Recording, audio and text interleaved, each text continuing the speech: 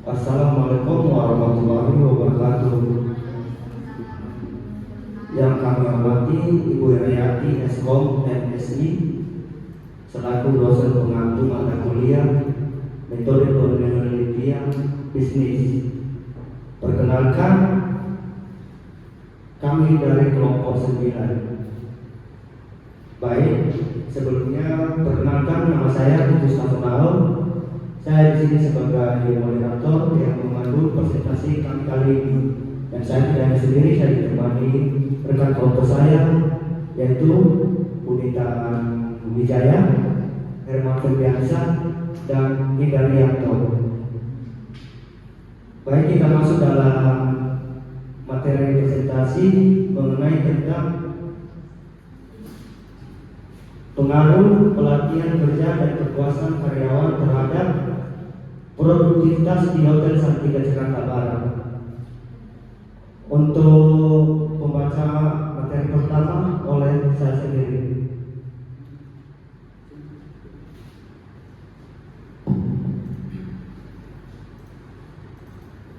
Baik, kita masuk latar belakang. Hotel merupakan bisnis jasa yang sangat bergantung pada kualitas pelayanan. Disinilah para karyawan menjadi sangat vital. Oleh karena itu, pelatihan kerja dan kepuasan kerja menjadi dua aspek penting yang perlu diperhatikan manajemen untuk meningkatkan produktivitas karyawan. Penelitian ini mengambil Hotel Santika Jakarta Barat sebagai lokasi untuk mengkaji pengaruh kedua faktor tersebut secara langsung terhadap produktivitas kerja. Tinjauan literatur dibagi menjadi 3, yaitu pertama pelatihan kerja, kepuasan karyawan, produktivitas. Pelatihan kerja proses meningkatkan keterampilan dan pengetahuan karyawan.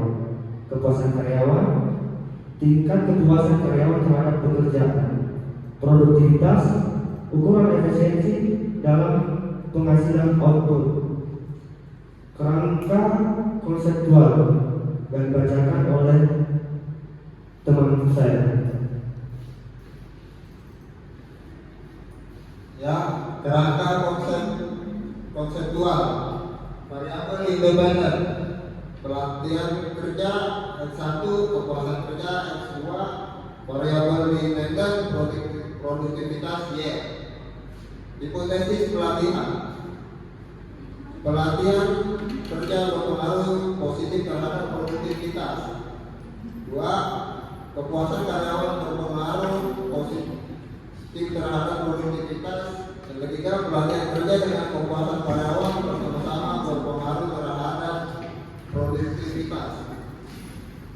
Metodologi penelitian. Pertama, ada desain penelitian kuantitatif dengan metode survei. Kedua, pengumpulan data kuesioner menggunakan skala Likert 1-5. Populasi dan sampel. Karyawan Hotel Santika Jakarta Barat ada 50 karyawan. Dalam penelitian ini, peneliti menggunakan sampling jenuh sebagai sampel penelitian. Bahwa sampling jenuh adalah teknik penentuan sampel bila semua anggota populasi digunakan sebagai sampel. Analisis data, regresi linier berkata, uji validitas, realitas, asumsi klasik, dan hipotesis. Oke, lanjut.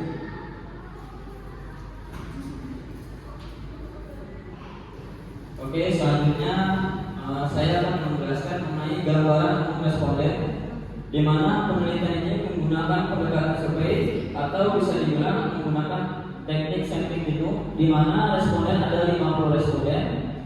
Sampling jenuh itu akan digunakan populasi menjadi suatu sampel.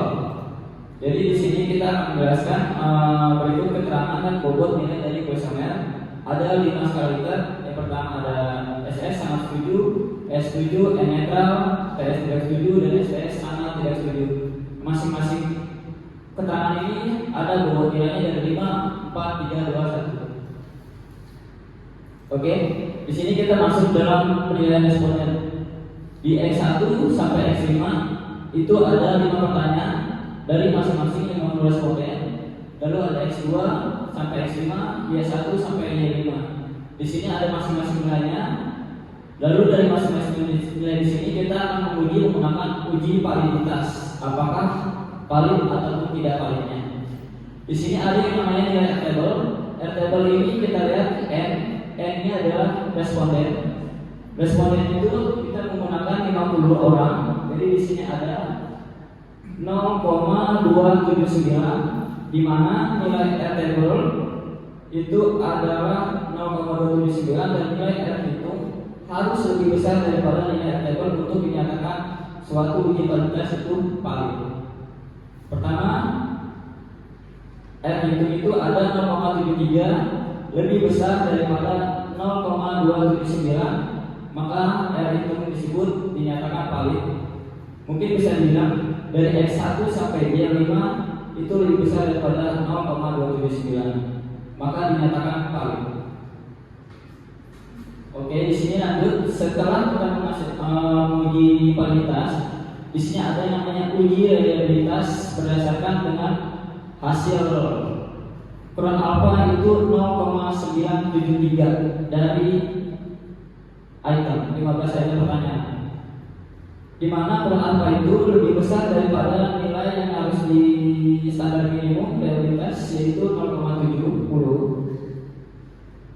Lalu di sini kita ada yang namanya uji asumsi klasik, di mana ujian trigger ini untuk menghitung antara nilai observasi dan nilai prediksi itu harus lebih besar atau lebih kecil. Di sini kita lihat alat uji yang kita gunakan ada kolom sermonic test, di mana nilai signifikan lebih besar daripada 0,05, maka data residual distribusi normal. Lanjut ke uji multikolinialitas, di mana ujian ini dilakukan untuk memastikan bahwa tidak terdapat hubungan linear yang tinggi antara variabel independen dalam model regresi. Alat uji yang kita gunakan adalah tolerance dan variance special feature atau VAP. Kriterianya jika nilai VAP kurang dari 10 dan toleransi lebih besar dari 0,10, maka tidak terjadi uji kolonialitas. Kita lihat di sini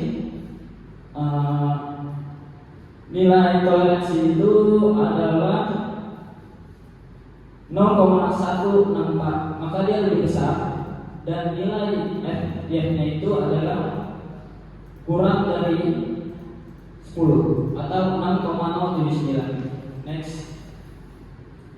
Lalu yang ketiga di sini ada uji heteroskedasisitas, di mana ujian ini bertujuan untuk mengetahui apakah terdapat ketidaksamaan varians dan residual pada semua pengamatan dalam model regresi.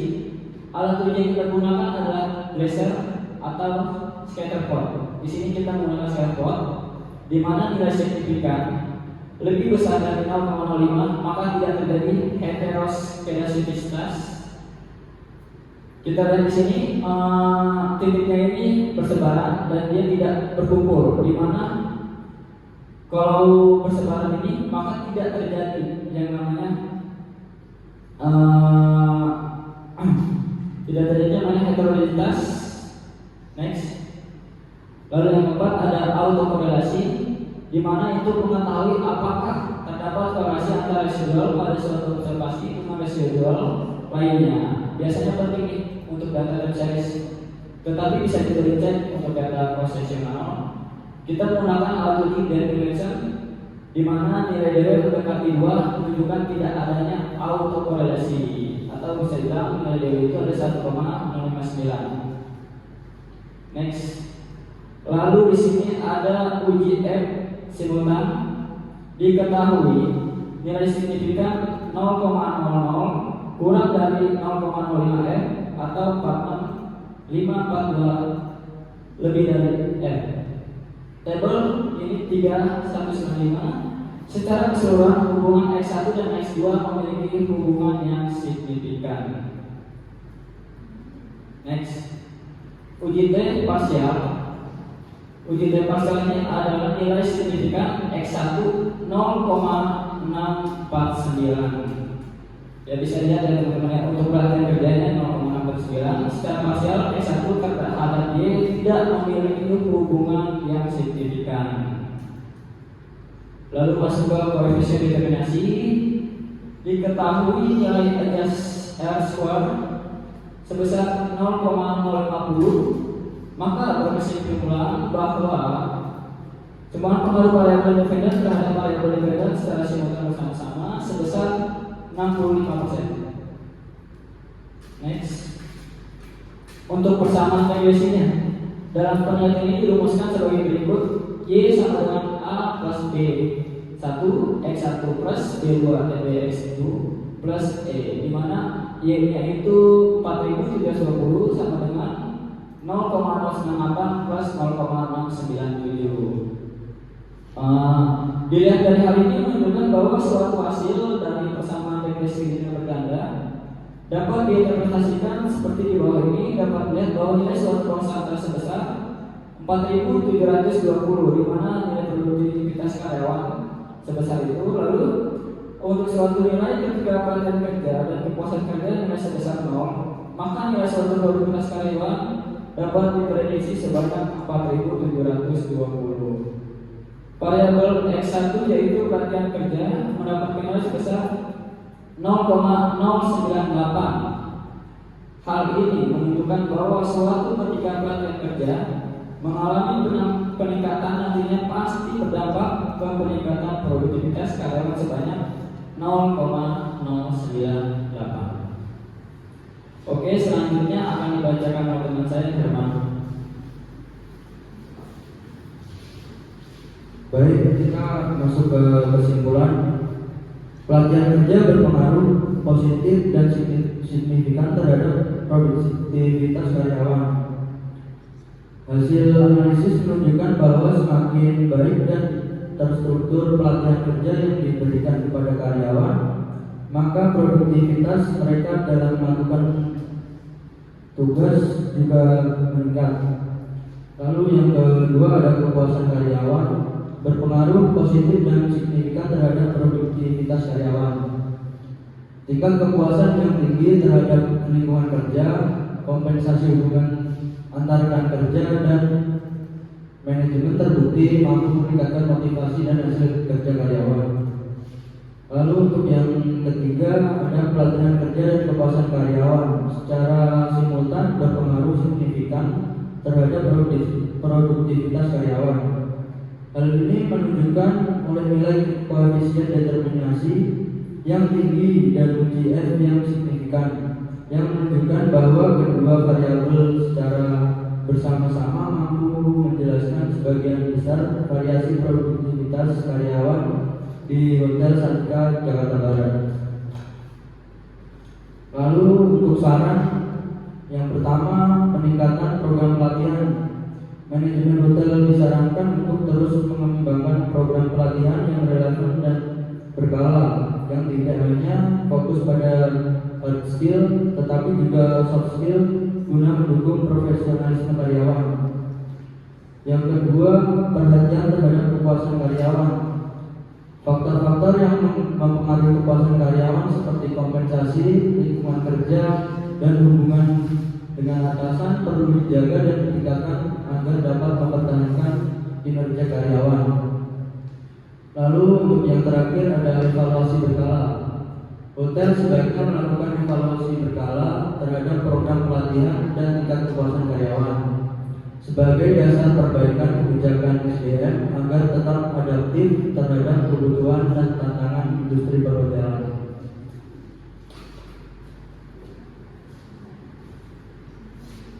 Baik, sekian presentasi kami akhiri. Wassalamualaikum warahmatullahi wabarakatuh.